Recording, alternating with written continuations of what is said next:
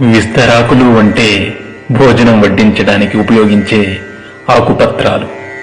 విస్తరాకును భోజనం తినే ముందు శుభ్రంగా ఉంచుకుని నమస్కారం చేసుకుంటాం. భోజనం తినే వరకు విస్తరాకుకు మట్టి కూడా అంటకుండా చాలా జాగ్రత్తగా చూసుకుంటాం. ఆహార పదార్థాలు వడ్డించుకుని చక్కగా తింటాం.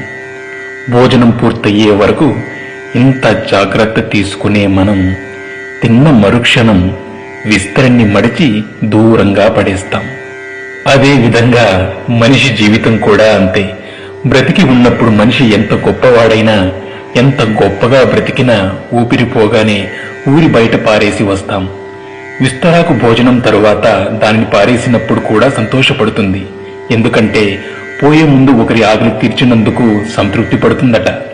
విస్తరాకుకు ఉన్న ఈ మంచి గుణం మనుషులకు కూడా ఉండాలి. సేవ చేసే అవకాశం వచ్చినప్పుడు మనమంతా సేవ చెయ్యాలి. మళ్ళీ ఎప్పుడైనా సేవ చేయొచ్చులే అని వాయిదా వేయకూడదు.